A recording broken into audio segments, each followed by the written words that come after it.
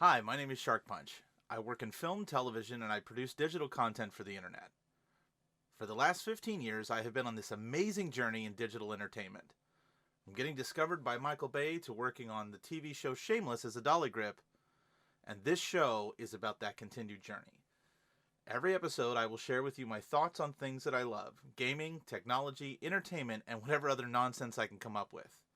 A steel phoenix rises from the ashes, stronger from the flames that forged it. I did it, so can you, and the journey starts right now.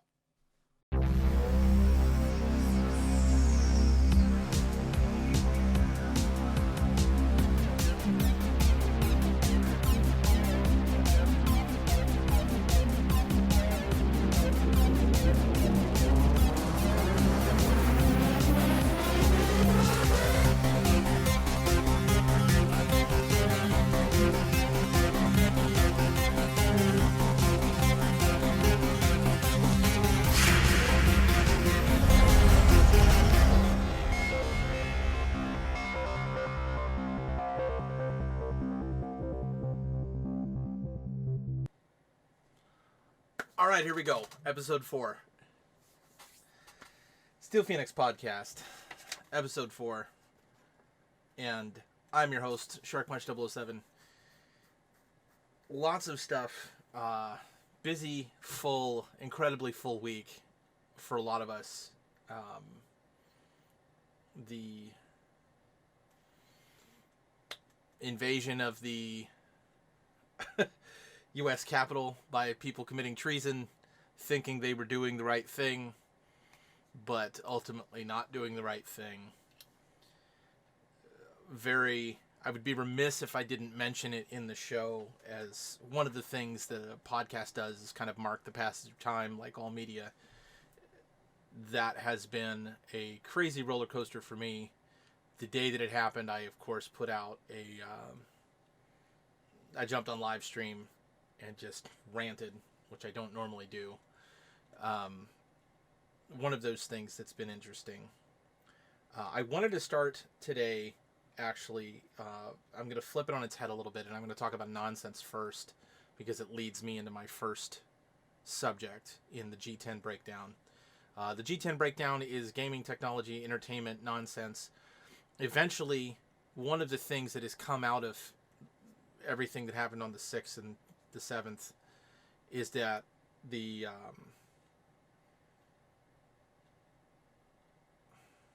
Gaming, Technology, Entertainment News Network, or Network News, however that's going to go, is forefront in my mind.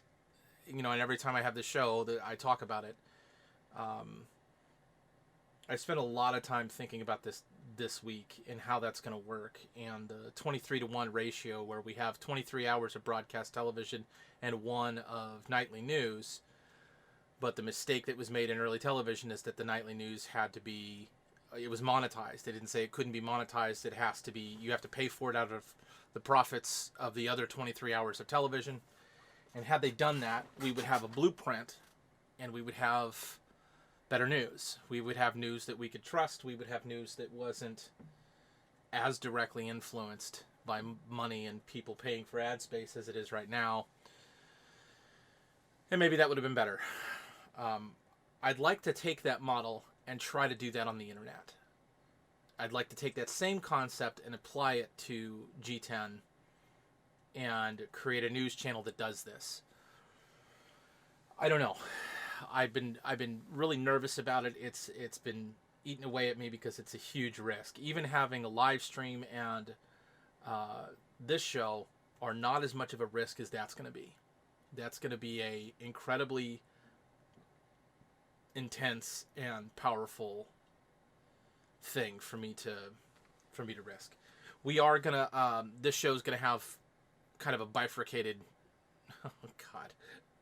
Somebody else says that a bunch, and it's I'm accidentally quoting someone. It's going to have 2 parts. We're going to have a little intermission, and then I'm going to come back. I have some stuff today that is kind of pulling at my time, so I'm not going to be able to do a straight run like I normally do, where I talk for an hour and go over my talking points, and then I'm done. I have to break it up partway through and get into some other stuff, and then I'll come back and finish. So I had an experience where I got a little drunk and I went on someone's show on their live stream, and I was watching them play Dungeons and Dragons, and then they raided another show. They ended their D&D show and they went and raided another show. In the other show, I was not aware that the other show was this grab bag of toxicity where people are just shitty and toxic to each other all over the place. As some of you may remember, we had an active shooter in my part of Chicago not too long ago, and I was carrying some of that around, and then they started joking about how they would murder somebody, and hey, we murdered somebody, and it all came about because I egged on this comedian who happened to be in the chat, who's also from Chicago, and I said, oh man, you gotta let him have it, come up with a good funny topic, really make an interesting conversation. And then she came up with murder, and it just turned the whole conversation sour for me. And so I started commenting things like, none of you has ever been punched in the face, how the fuck can you talk about murder, whatever. Well, one of the mods decided to start shit with me being inebriated. I responded. I went back and forth and back and forth and back and forth, and I'm not naming the show and I'm not naming the people because it's the same kind of thing that I'm going to rail against right now. This mod has a profile that has 3 followers, no content, and is an invisible name not connected to their real self. Now, I'm sure I could call friends and hackers and all sorts of other people, find out who this person is in real life, and harass the shit out of them, which is exactly what they're doing to me, or they did to me. They came after me, and they could have said, hey, shut up, back off, and I could have explained it, but instead they continued with it, and I tried to turn it into a joke, but then I found that I couldn't let it go. I was too pissed that this person who wasn't risking anything was being shitty. This person that has no skin in the game and nothing. And I reached out to another mod. I said, are they just trying to protect the host? He said, no, that's just the way this person is. It's a toxic show. I was like, oh, so this is a show full of assholes that promotes people being assholes, and it's just cool, and it's kind of the, there's all of these unwritten rules and trolls abound and all this other stuff going on, when I find that I'm someone who attempts in my digital life as well as my professional life and my regular life to be genuine in all of my human interactions. Genuine and serious, and then when I feel like I'm attacked or backed into a corner, obviously I push back. And this has bothered me, this has mountains bothered me. This ties into the gaming thing that happened, because there was another situation where I was playing a video game with some more experienced gamers on that particular game, and we were playing together, and the person that was kind of leading us through it made us jump into the deep end. And there was some, good-natured shit talking, because I wasn't doing what I was supposed to do, and I had no idea what I was supposed to do. We didn't go over it. We didn't discuss tactics. We didn't discuss this or this. It was just someone very high level hanging out with people that are low level and not spending any time explaining what was expected, and then taking it mildly personal when things didn't go exactly the way they're supposed to go. I unfortunately wasn't invited back to run with these guys. And I thought to myself, this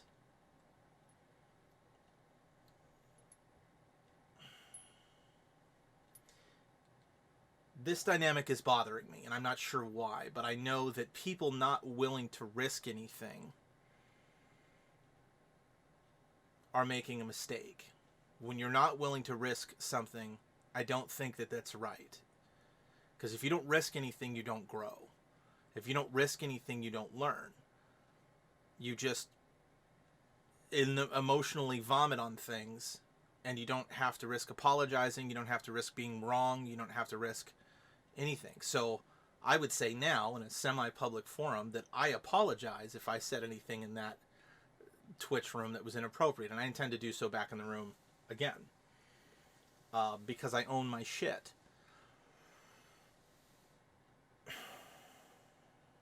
And it's going to be difficult, and I'm already embarrassed thinking about it, but it's something I have to do. It's not appropriate for me to come on and talk about leadership and accountability and then not be accountable when I do something stupid. I need to be accountable when things are done that are stupid or against my own personal moral code. I know that the person on the other end doesn't care, but again, they're not risking anything. They have a nothing profile. They're essentially nothing on the internet. There's no consequences for them. And it's already making me feel upset because I know that that person has thought about me way less than I've thought about them. And that's going to give them some joy, which makes me positively homicidal, but is also a great example for reflection. Why am I taking that personally? I'm taking that personally because I can't evaluate that other person. I can't judge them. I only have the mirror. All I have is myself, and I'm looking at myself. It's not reflected off of another person. It's just me. So I'm the only one that can say anything, which means if I've said something negative, then all it is I'm just, that's it. That's defining me. By being positive, then that is also the only thing that's reflected. So the only choice here is to be positive. I can't continue to be negative because then that just reflects more negativity and just focuses that negative well around me. Makes me a shittier person. It makes the worst parts of my personality and character traits come out, which is something that happens in the semi-vacuum that some of these things on the internet can be. There's a lot of one-way conversations, and that's what it does, is it kind of creates a mirror. Eventually, you have to listen to what you're saying or typing or whatever. So that leads me to my first subject, which is tact. Tact in video games and tact in playing things like Overwatch or World of Warcraft or EVE Online. And EVE, the community is really, really supportive in EVE. There's a lot of people that reach out and try to teach you stuff. I have not found that. Probably the least is Overwatch, and then in the middle is World of Warcraft. Overwatch is just, it's increasingly toxic, and you never know what you're going to get. I played with the Munchkin on there, and the amount of nerve she had playing in a competitive, not actual ranked competitive, but just like with other people, was apparent because because they talk shit. She doesn't want to, fuck up. She doesn't want to make a mistake. And there's not a bunch of learning that happens in the practice rooms or there's some, but a lot of people are not discussing tactics. They're fighting increasingly harder robots, so you get a basic sense for the game or sense for the characters, and you work out kinks, but there's not a good environment to actively learn with other groups of people where there's not a lot of shit talking because the premise is that we're learning. It's just dramatic shit talking and toxicity. Things that in real life, and I talked about this before, we're on a film set, and somebody who has been, and I talked about this last time, I think, doing a job as a crew member for 35 years, well, that means that they would have started, and I'm thinking 2000s, they've been doing the job for 15 years. There's people that I know that started in the 70s and are still working now. So that's 50 years in the same job, 45 years in the same job. That person learned through screaming and yelling and people getting fired and a bunch of toxic leadership techniques. And it's ironic. What struck me about all of this is that is the same environment that's being duplicated on the internet. It's the same thing. These toxic working conditions are the same toxic learning conditions that we have in chat rooms and in learning video games and video game culture. There's a lot of positivity depending on where you are, but in some places it's just an unload, a deluge of toxic information designed or just as a function shames you into compliance. Whereas the job, when you're on the job, you're shamed into compliance with a real consequence. The consequence in Overwatch is that I get pissed and quit, or you don't play the game anymore. So there's not a consequence to me as much as there is to the community. Now I'm not adding to that community, but the community is acting like it doesn't care. When in fact, the thing that defines the community is that it's a community and it requires people to engage in it for it to exist. Which is, I don't know.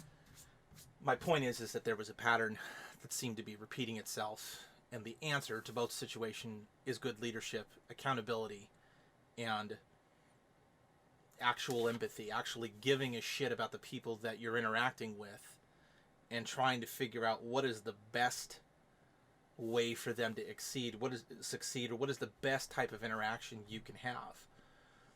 The internet is not typically a safe dumping ground for things. And I think I was under the assumption for some reason that there was some safety there, or I wasn't thinking about it.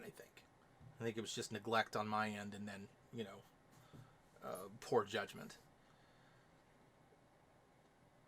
It could be. There could be a ethics, so to speak, or an ethos of internet behavior, and I think there is some of that. There is a lot of support for certain things, and when people come out and say things, people jump to their defense, and when other people come and say other things, they don't. And it's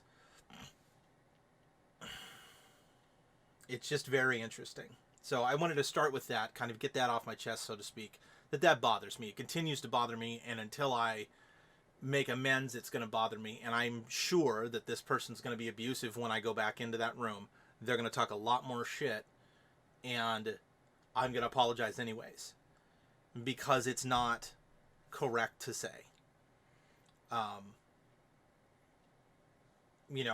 matter how much I believe or don't believe it, the person's going to tell me that they don't care, and that they're going to say something rude and snarky, and I'm not looking forward to it, but it is the right thing to do.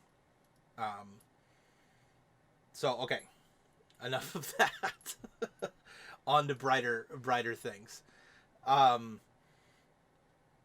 In tech, we're seeing a crazy uptick in Bitcoin mining and Bitcoin in general. A friend of mine got gifted 0.003% of a Litecoin, and then the same thing in Satoshis for Bitcoin.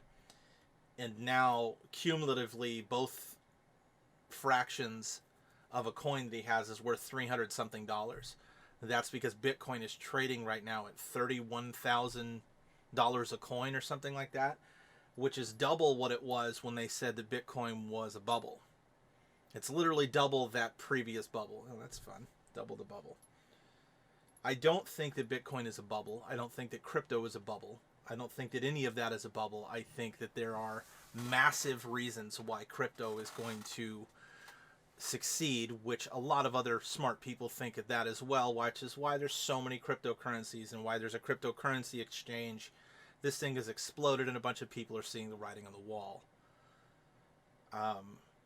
They're also trying to get in early because that seems to be the thing to do, and it's early enough because it's not that old. You get into crypto anytime in the next 10 years and it's still early.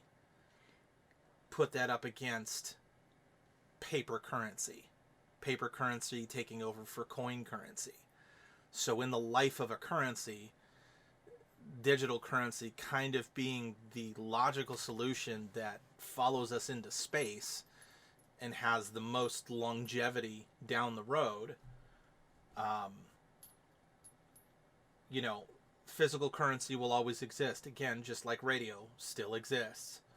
Like there's a place for voice-only broadcasting. It's just going to change. Physical currency will also change. Whether it's paper or something else, that's going to evolve too.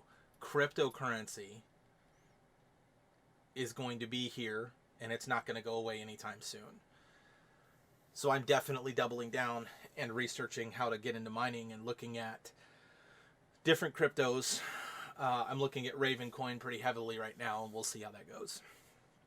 I need something that's small, that's got an interesting concept, and doesn't max out at 21 million coins or whatever. I need something that's bigger,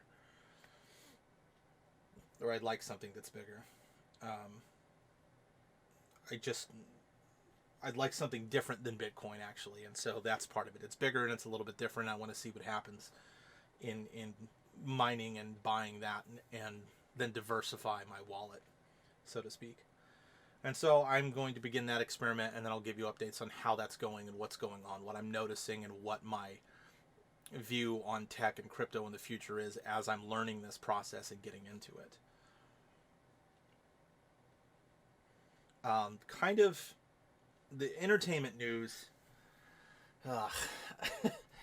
So we have one of our features is I had a phone call from another writer who's now getting into the world of executive producing and is becoming a finance guy. But we both write, and we have a good, I feel like, peer relationship. We just shared some thoughts on stories and went back and forth, and just kind of, he called me to catch up, which I thought was very nice. I thought that was super cool of him to do. I don't think that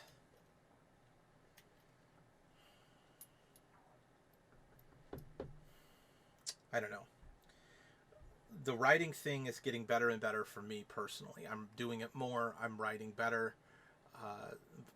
I'm continuing to learn. I'm taking this time that we're in lockdown still, and lots of things aren't open, and film is not cranking as much as it normally is, to just work on my craft and dial it in and work on it almost every day, which feels really good.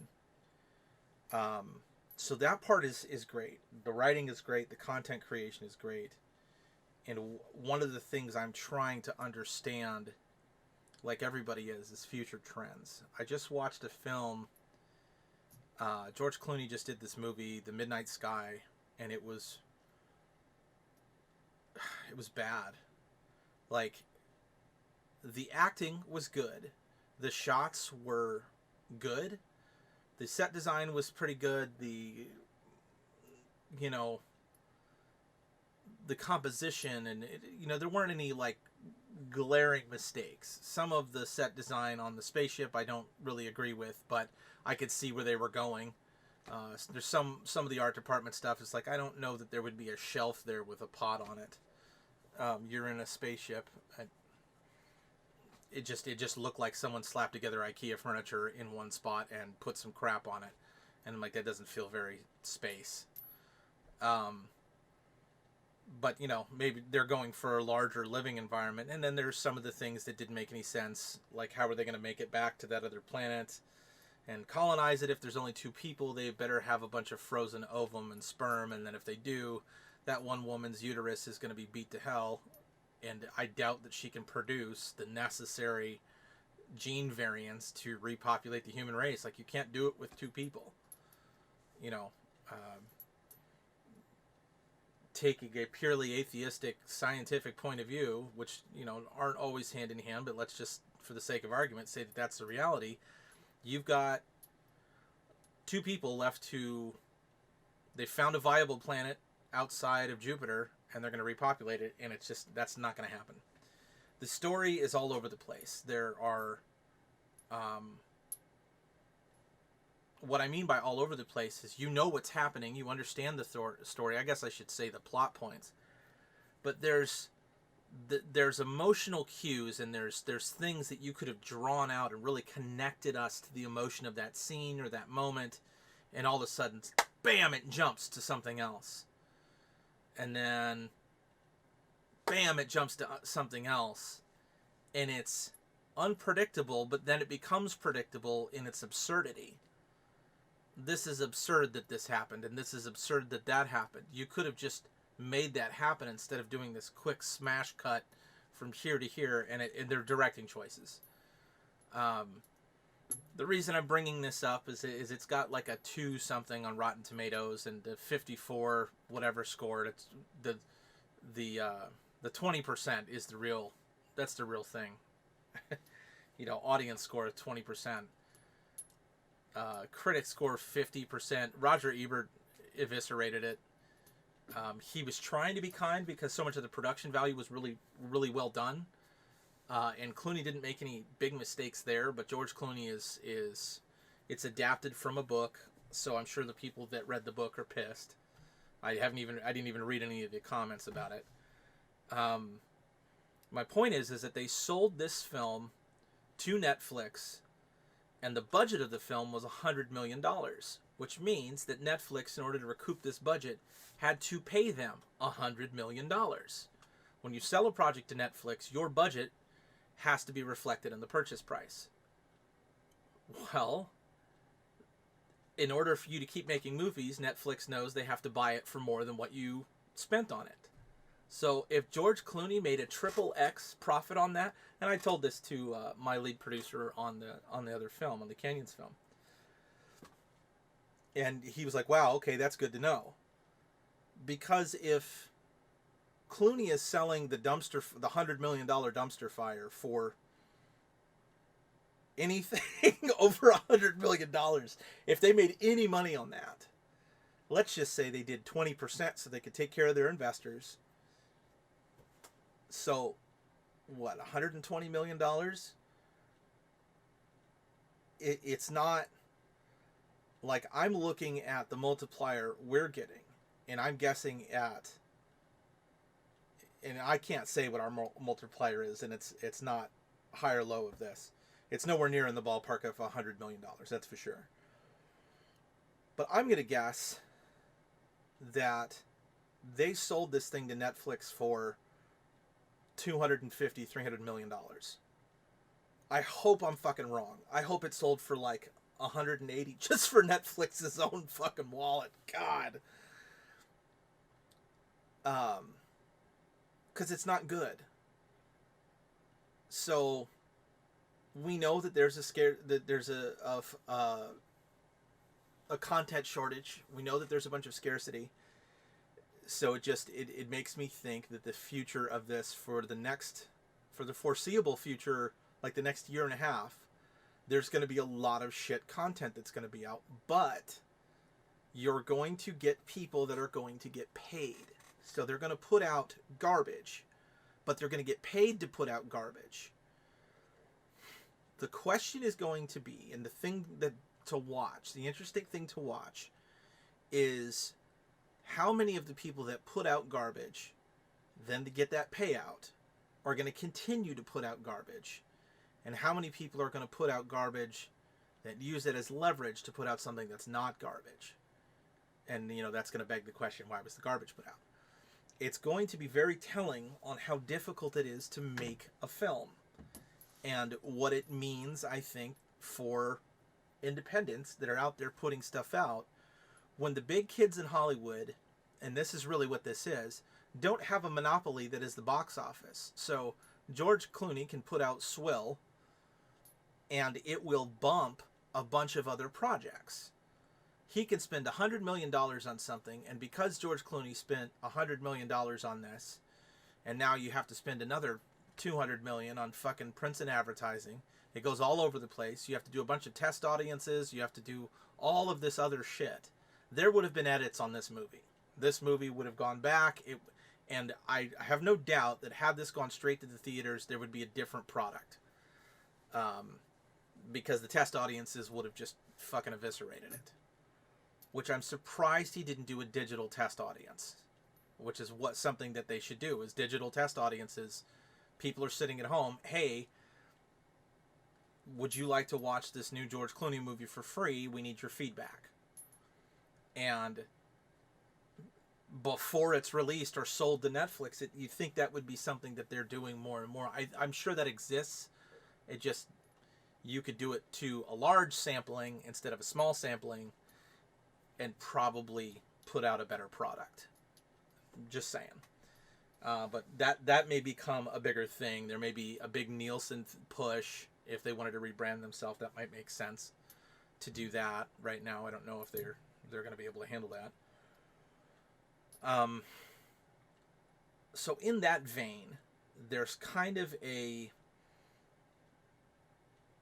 opportunity, I think, for indie people to say, okay, Clooney is not going to suck up the box office, or projects like Midnight Sky are not going to suck up the box office and leave me no space to play, or, you know, because you'll have that film and it'll be in 3 theaters, and now we've got 1 theater, but the 1 theater is taken up by a pretend indie that has a $60 million budget, and, you know, 2 A-list actors trying to show that they're not in their typecast that they were in their last movie, or I really felt this script, and, you know, I still got paid my rate, but I felt this script, and so you don't, you know, it's not a real indie movie.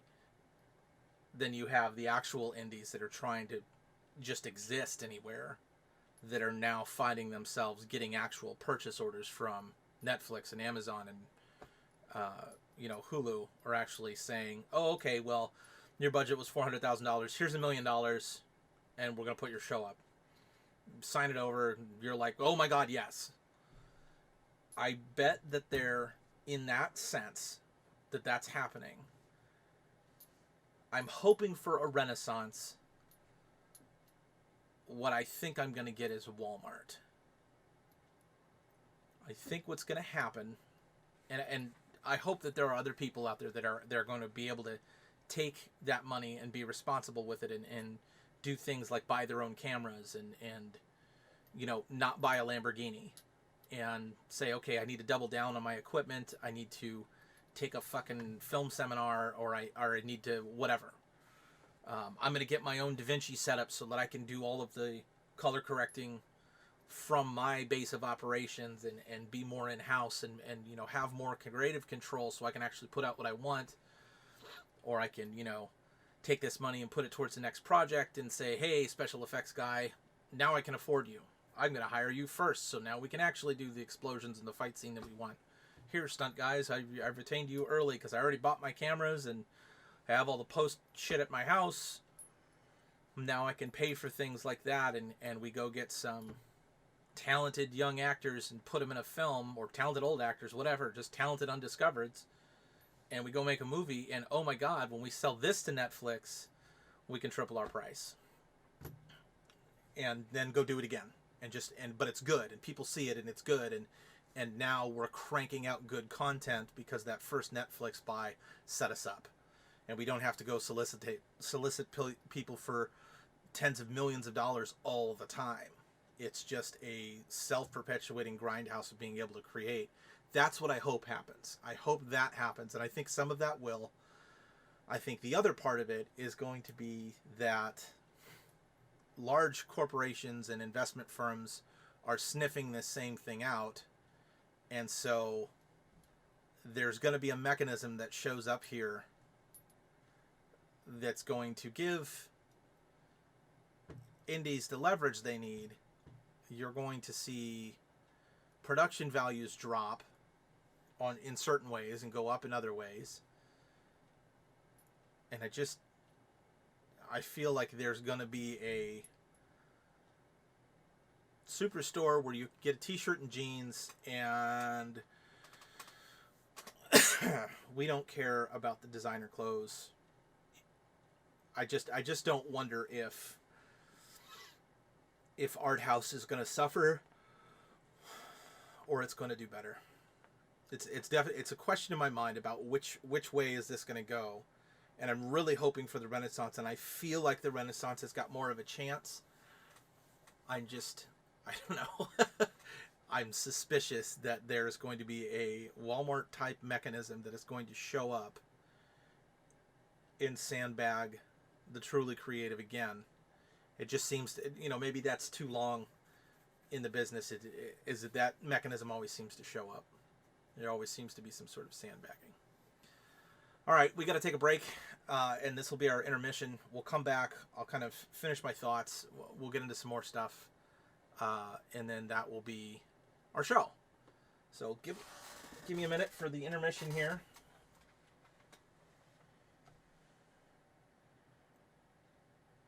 We'll be right back.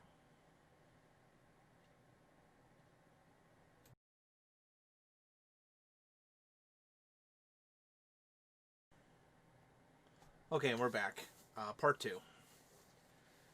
So, the last part of this segment I wanted to spend talking about something super specific. I mentioned it earlier, but it was the whole paradox for me, personal paradox of the network. You know, I have in here my one notebook, G10 Plus. I have all of these notes from Funimation, Anime Strike, Netflix, Prime. This is all 2017. I have been thinking about this. Nintendo Switch, IGM UK podcast. Yeah. So, I was watching this podcast, and it's a, televised podcast, and they're not talking about gaming at all for 10 minutes and 52 seconds. There's no content that's about the things that I want to hear about. And they're fishing around for a topic. In its overview, in the first 2 minutes, get into the first situation by minute 5, no later.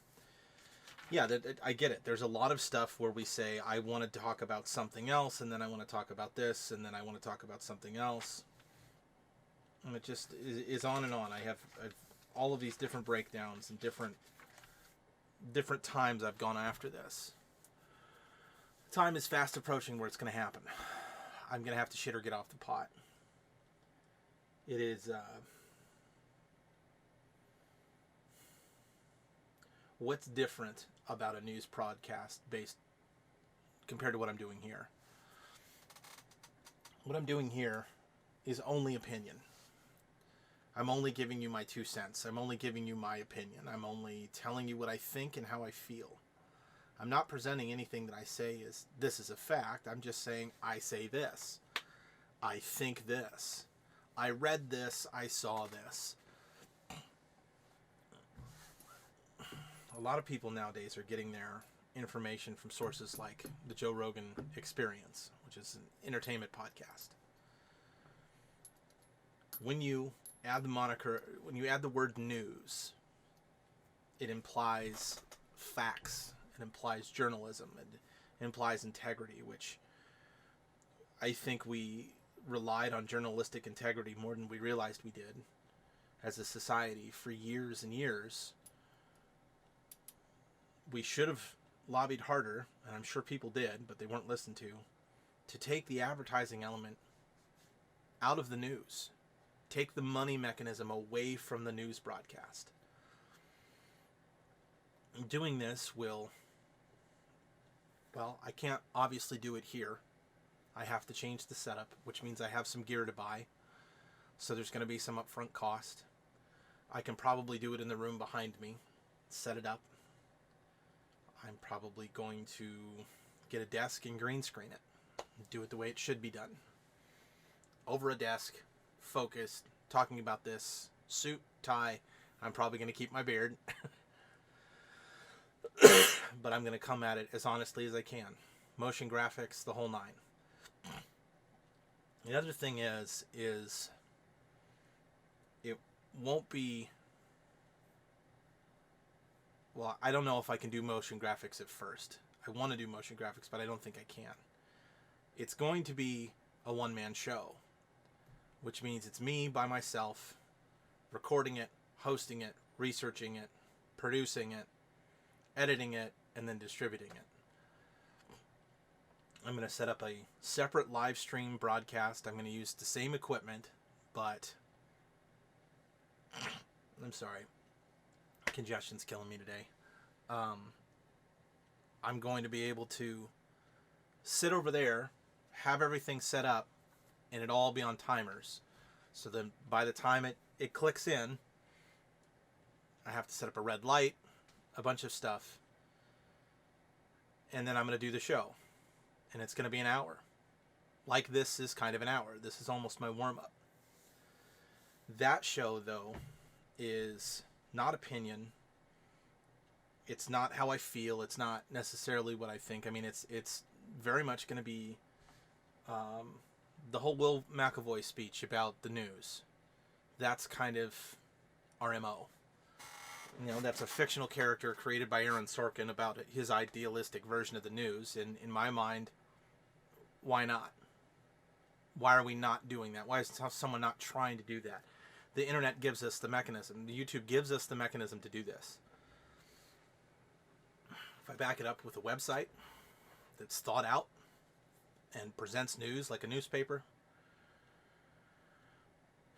keep it simple, and I have to keep it simple because it's just me, and go with it.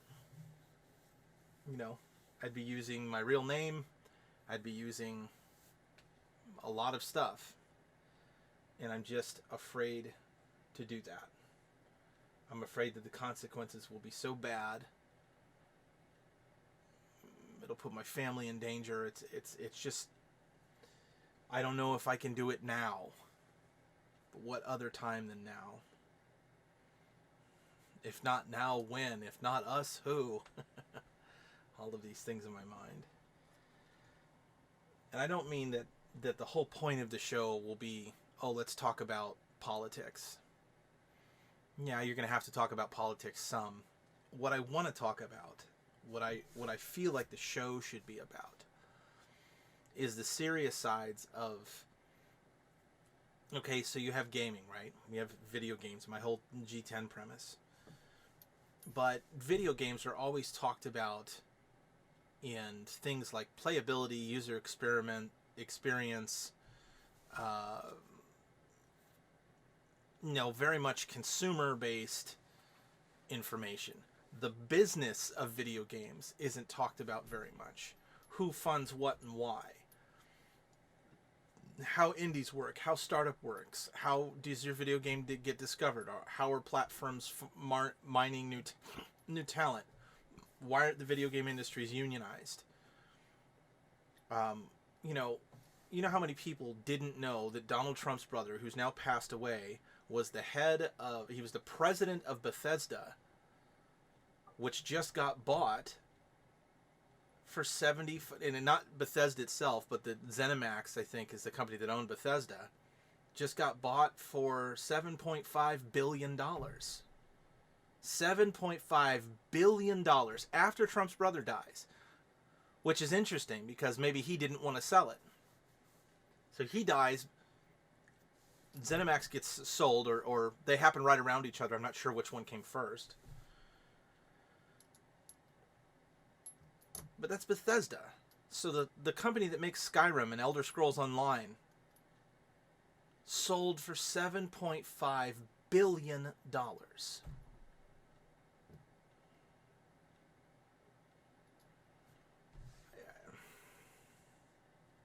That's big business. It's big business, and if I'm right about where the future forecasting of tech is going to go, why are we not discussing this like Bloomberg? I'm going to look this up here.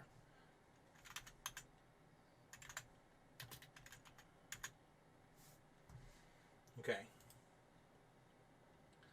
Microsoft to buy Bethesda in $7.5 billion deal, acquiring Fallout, the Elder Scrolls. Acquiring Fallout and the Elder Scrolls. So Polygon's talking about it, BBC News is talking about it, The Verge, Marker Medium, Wikipedia, Bethesda.net, VentureBeat, Forbes, GeekWire. And these are interesting articles. They're well thought out, and they've got graphs in them, all sorts of interesting stuff. And no, I don't see any video here. Let's go to YouTube and GeekWire and see if it's there.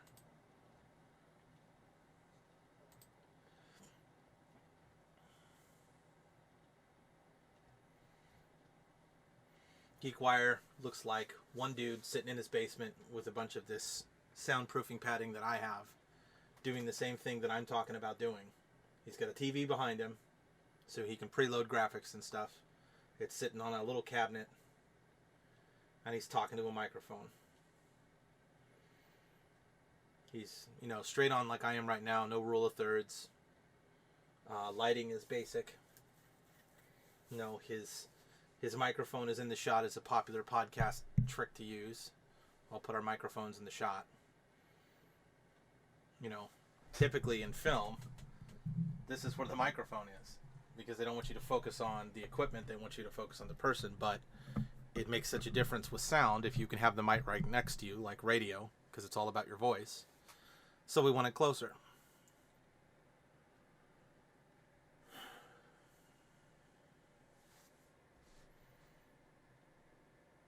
A lot of it looks like decent content. How effective are U.S. schools? The education quotient, numbers for a geek. Full interview with Steve Ballmer. Should we trust government numbers?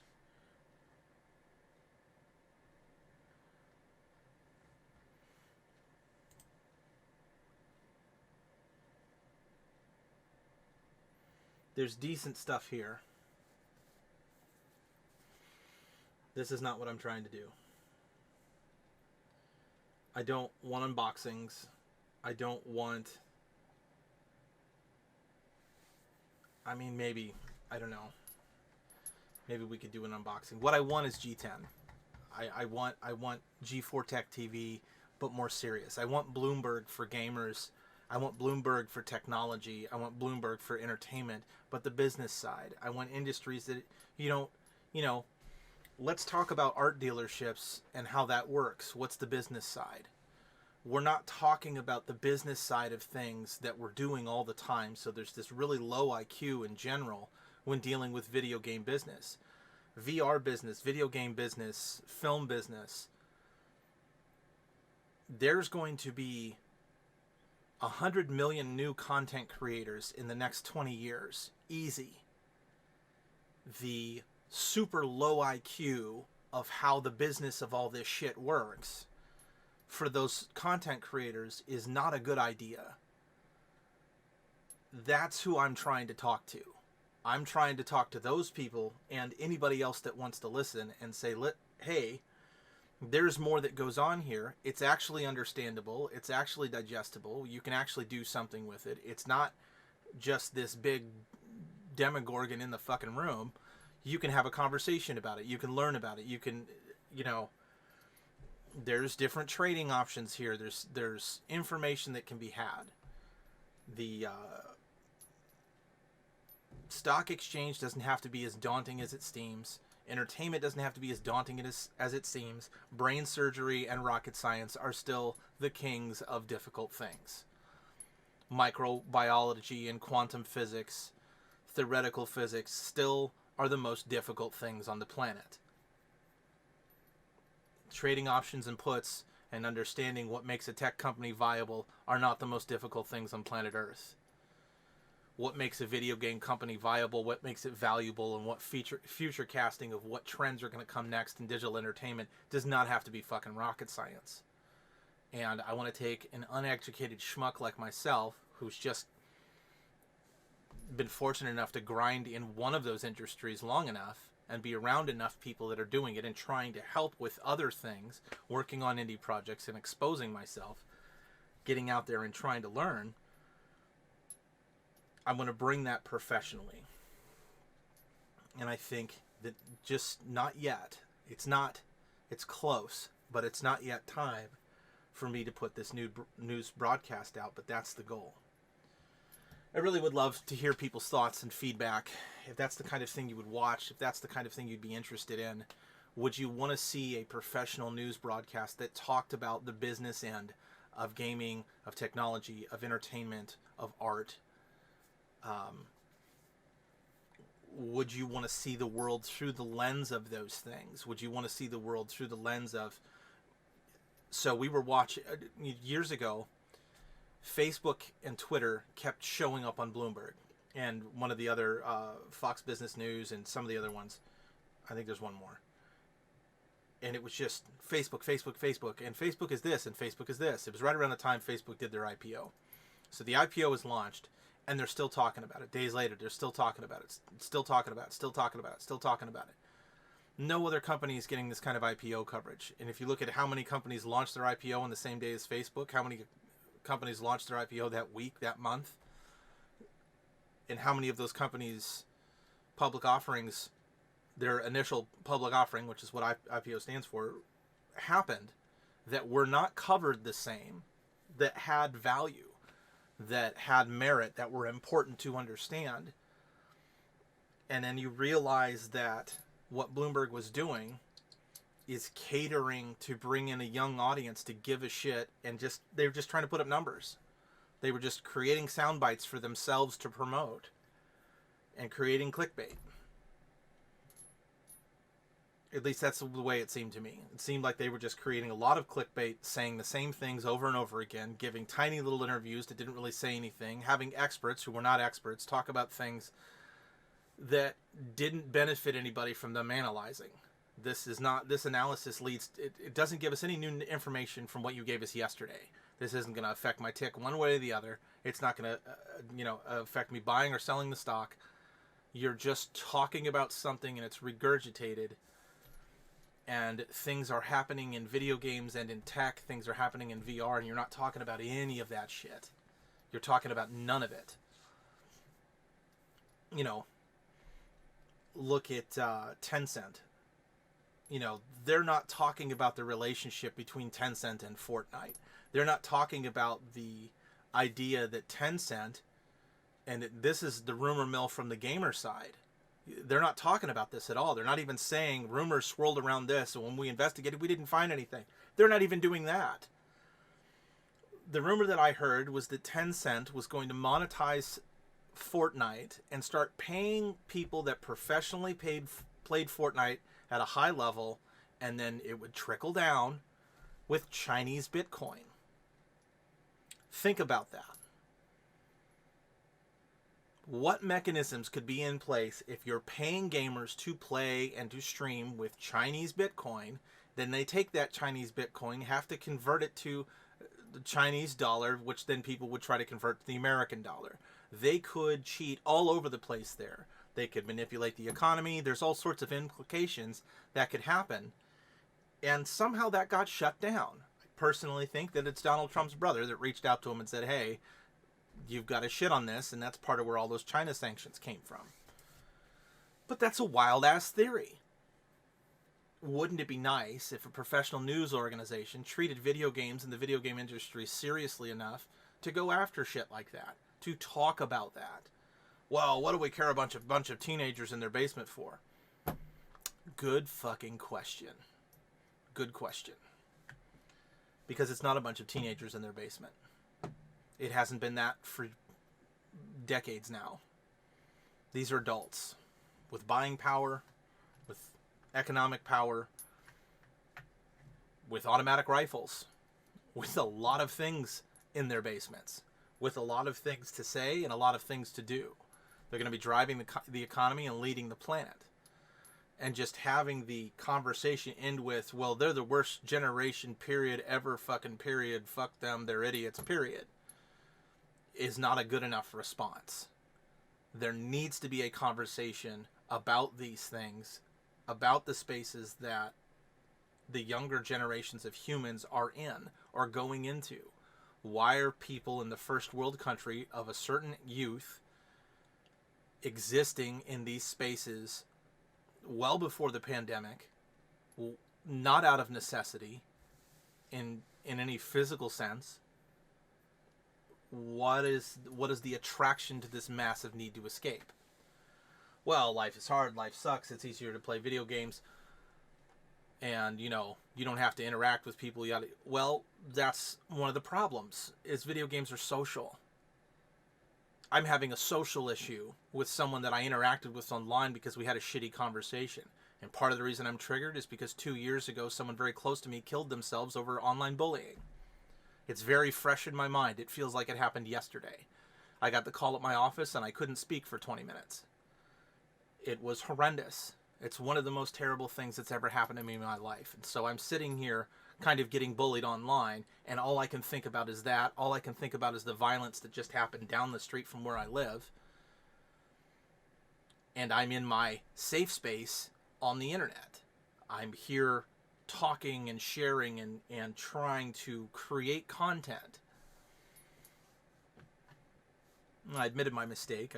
I got drunk and fucking wandered somewhere I shouldn't have been. Certainly should have left when I got wind of what it was about. Oh, this is just a dumpster fire where people treat each other like shit. Well, I don't need any of that in my personal life. My professional life is difficult enough with people actively trying to do that and sabotage each other's careers and throw each other under the bus that will have real world implications. I don't need to pretend and play at it with people online. I don't need to get into the fake shit because I have nothing else to do. That's just getting sucked into the insanity, so to speak. So that makes me think maybe I shouldn't go apologize and go make a big deal out of this. I need to just let it go and let it be what it is. My intentions in the beginning of this podcast were to make things right, but I don't think anyone's offended. I don't know. I think it makes it worse by going up and stirring something that nobody but me cares about. I don't think anyone will even fucking remember that happened.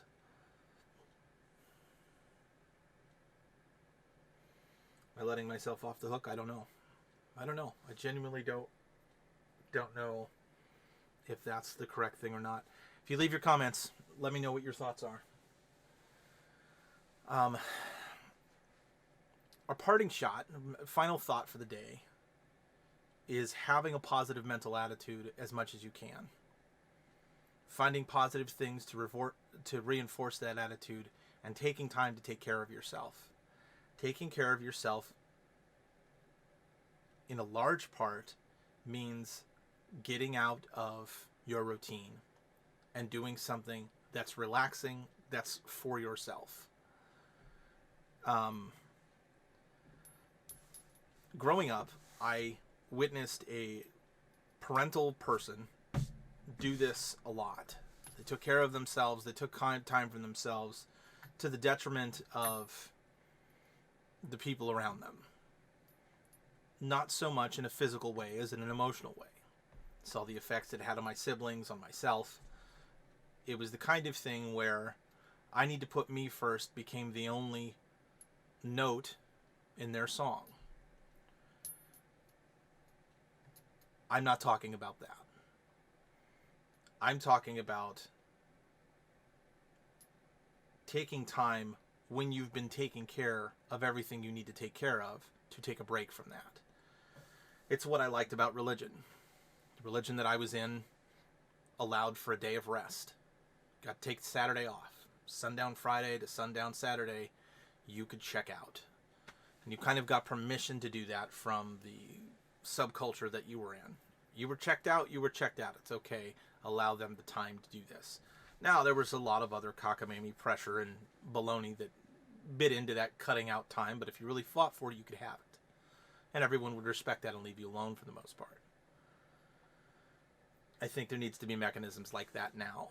There's a lot of services, a lot of things, a lot of options online, music, and there's lots of artistic expression you can get into. For me, writing is part of work, so some of my artistic expression is gone. I have to find other outlets. Music is another outlet for me. Singing or practicing the guitar behind me, which I haven't done in forever. But it's a good outlet. I get to take my mind somewhere else. I get to concern myself with the strings and the song, and everything else falls away. I reset. I'm not worried about performing or playing. I'm not worrying about impressing anybody. I'm just worried about and focused on the next note. Where is this note coming from? Does this sound right? And I listen to music and study music and inevitably fall asleep holding my guitar, having practiced for an hour or so. But it's good. It's a way for me to reset my batteries, recharge myself. Am I good at the guitar? Absolutely not. Can I play a single song? I cannot. Can I pluck and doodle and fiddle around on the guitar? I can, and that's fun. But that's also just for me. Finding something like that for yourself that allows yourself to have a moment of peace and self-reflection that's positive, that's reaffirming. I did something today that made me feel good, It didn't harm anyone else. It wasn't for anyone else, but it was definitely me taking care of my space in my mind.